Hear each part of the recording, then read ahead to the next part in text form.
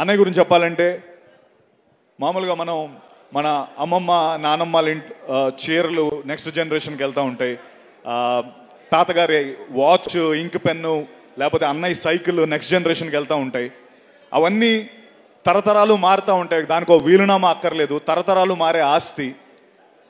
అన్నయ్య తరతరాలు వీలునామా లేకుండా మారే ఆస్తి. నేను అది నా నా నా లైఫ్లో చూశాను. నేను రౌడీ అల్లుడు సినిమా నా ఫస్ట్ సినిమా. తర్వాత మా ఇంట్లో నేను ఠాగూర్ తీసుకెళ్ళాను. మా బుడ్డోడు నిక్కీగాడు నన్ను వాల్టర్ వేరేగా 3 సార్లు పట్టుకెళ్ళాడు. So every generation celebrate this name called Chiranjeevi. And అంటే అన్నయ్యతో నాకు చాలా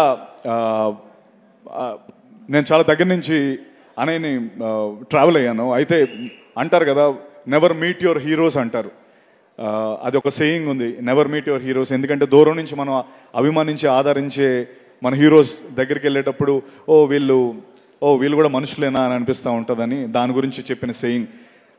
నేను టేక్ మై వర్డ్ అండి, నేను అన్నయ్యని అట్లీస్ట్ ఒక 100 సార్లు కలిసి ఉంటాను. ఆయన he's definitely 100 times than what he is on the screen.